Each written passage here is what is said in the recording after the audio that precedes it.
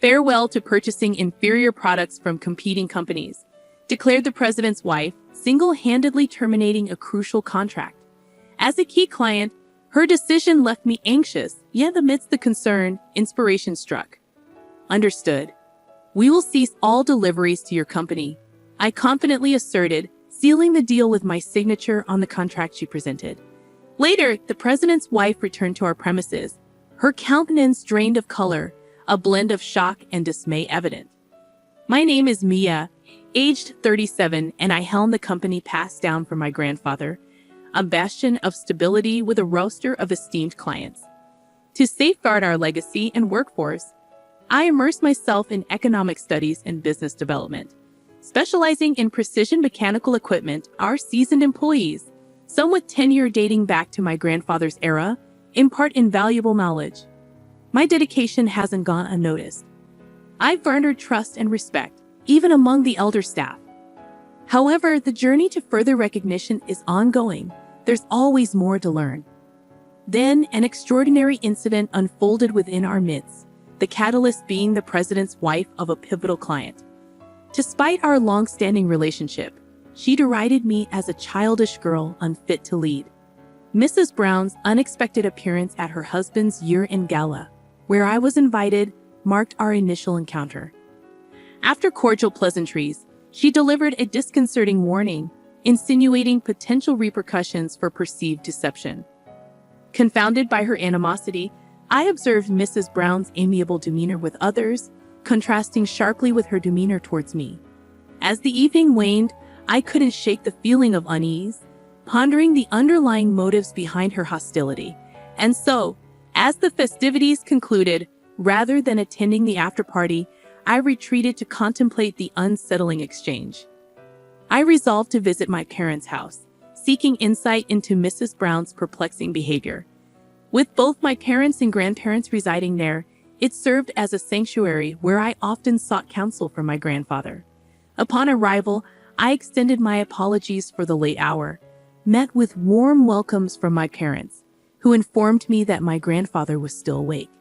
Eager to delve into the matter, I sought out my grandfather to inquire about Mrs. Brown's character. To my bewilderment, my grandfather painted her as an epitome of perfection, a devoted wife unfalteringly supporting her husband, devoid of ulterior motives. Yet the more I learned, the more perplexed I became regarding Mrs. Brown's demeanor. Days after the eventful party, Mrs. Brown made an unexpected appearance at my company, much to the surprise of my staff and secretary.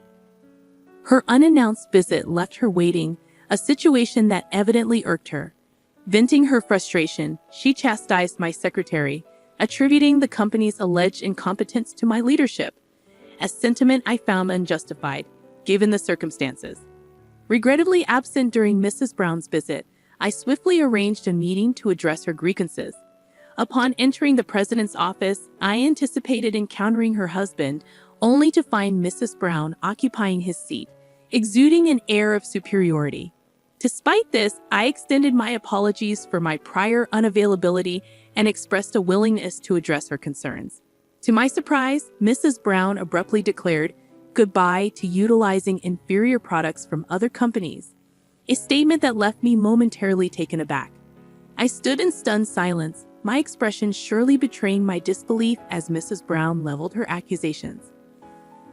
A company overseen by someone as inexperienced as you simply can't be relied upon, she asserted, citing alleged overcharging and questioning the quality of our products. Her assertions were baseless, prompting me to vehemently defend our pricing and passionately extol the superior quality of our offerings, endorsed by the president himself.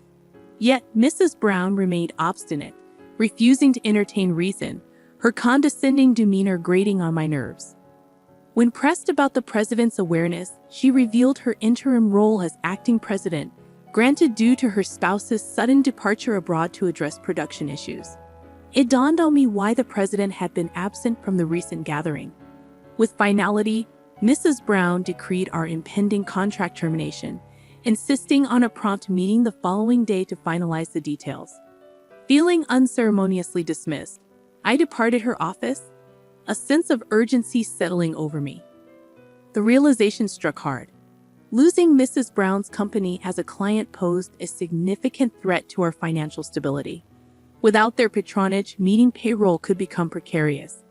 A palpable sense of crisis engulfed me as I contemplated the impending challenge of securing our company's future. Frantically, I racked my brain for strategies to salvage the Imperial contract. The following day, Mrs. Brown punctually arrived at our premises, her demeanor somber as she placed the termination documents on my desk, urging swift action. Refusing to sign without consulting the president, I pleaded for time, only to be met with dismissive remarks about our operations' scale in comparison to their corporate stature. Infuriated by Mrs. Brown's arrogant stance and the abrupt termination, I felt betrayed by the lack of remorse for severing our long-standing ties. Resolute in my decision, I enacted the contingency plan I had devised. In a moment of clarity, I confronted Mrs. Brown. Her laughter at my inquiry met with a steely resolve from my end. With a swift stroke, I affirmed our withdrawal from future dealings, momentarily catching her off guard before she regained her composure, seemingly satisfied with the outcome. As Mrs. Brown departed, her self-satisfied demeanor evident, my secretary and I exchanged polite bows, concealing inner smiles. Reflecting on the situation, I couldn't help but feel a twinge of amusement, contemplating her oversight and hastily concluding the agreement. Following her departure, I extended gratitude to Mrs. Brown's husband via email, expressing appreciation for past collaborations. Moments later, a call disrupted the quiet of our office, signaling the beginning of a new chapter. I found myself caught off guard by the unexpected call, but quickly regained composure upon reading the president's email. Agreeing to his request for a meeting, I awaited his arrival alongside Mrs. Brown, her demeanor displaying clear discontent. Formalities exchanged, the president wasted no time in getting to the heart of the matter. Seated comfortably, I narrated the sequence of events leading to the contract termination, Mrs. Brown's abrupt decision, and my subsequent response. As I recounted my frustrations, the president's complexion paled, immediately offering a sincere apology.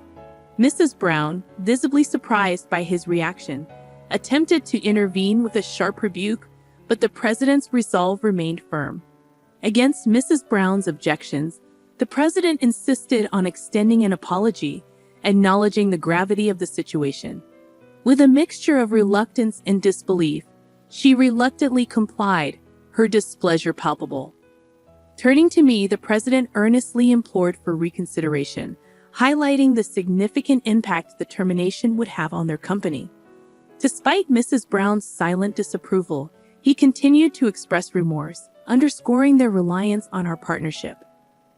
As tensions simmered, it became evident that despite any potential repercussions, our company's significance to theirs couldn't be ignored.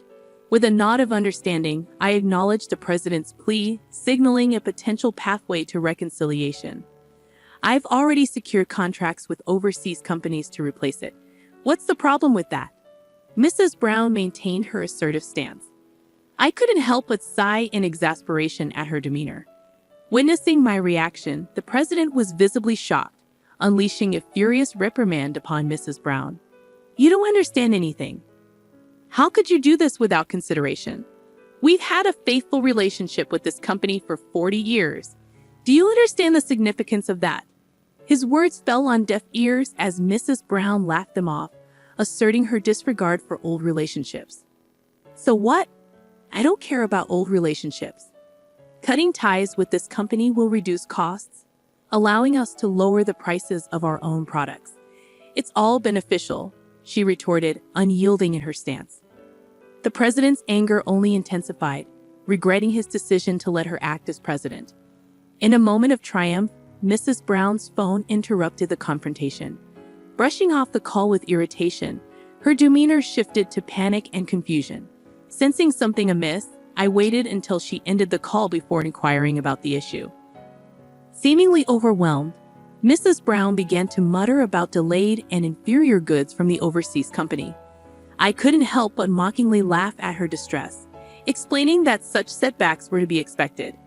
Our precision mechanical equipment boasted unique craftsmanship and technology, qualities that couldn't be replicated elsewhere. Confounded, Mrs. Brown demanded clarification. Firmly, I elaborated on the significance of our company's cultivated technology and craftsmanship, emphasizing that our products incorporated techniques unavailable elsewhere. It was a moment of realization for Mrs. Brown, as she finally grasped the true value of our offerings. Confidently, I made my stance clear, prompting a shift in Mrs. Brown's demeanor from aggression to frustration and defeat. Maintaining my composure, I faced her with a triumphant expression, observing as she retreated into sullen silence, her demeanor akin to that of a sulking child. Curious about the motivations behind her actions, I pressed Mrs. Brown for an explanation. With a defined attitude, she began to unravel her intentions, her desire to pass the company to her son conflicting with her husband's plans.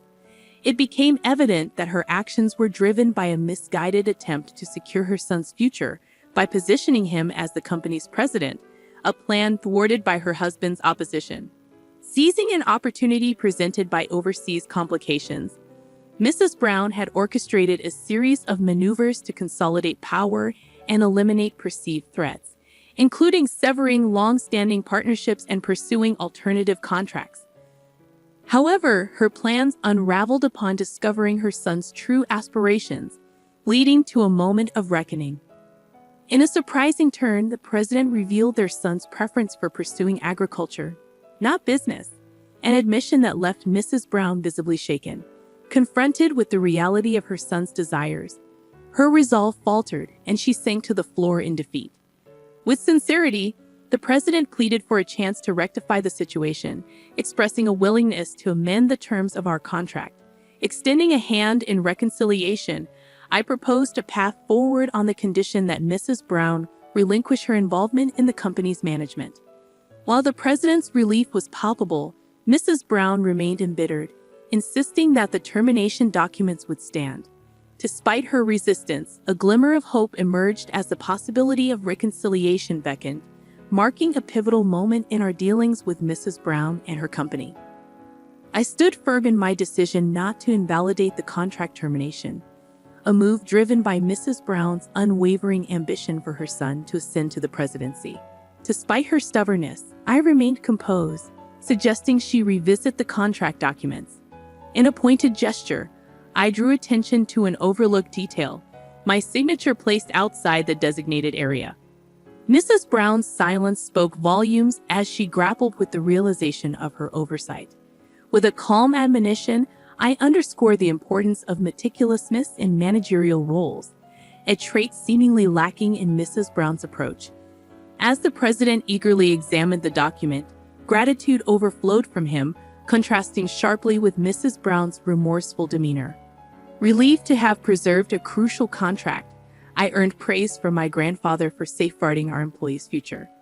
However, Mrs. Brown's duplicity extended beyond our dealings, prompting widespread apologies from the president to affected companies. I lent my assistance in clarifying the situation, fostering cooperation among those wronged by Mrs. Brown's actions. Consequently, Mrs. Brown faced repercussions, ousted from the management team and embroiled in divorce proceedings with the president. Despite her resistance, his resolve remained unyielding, driven by a sense of betrayal. Meanwhile, her son found liberation from his mother's pressures, pursuing his agricultural studies with newfound independence. For my company, the ordeal yielded unforeseen benefits, garnering favor with major corporations and attracting new contracts. Sales surged, surpassing even my grandfather's achievements, while employee morale soared. As I continued to lead and learn, the lessons gleaned from this experience reaffirmed my commitment to growth and integrity.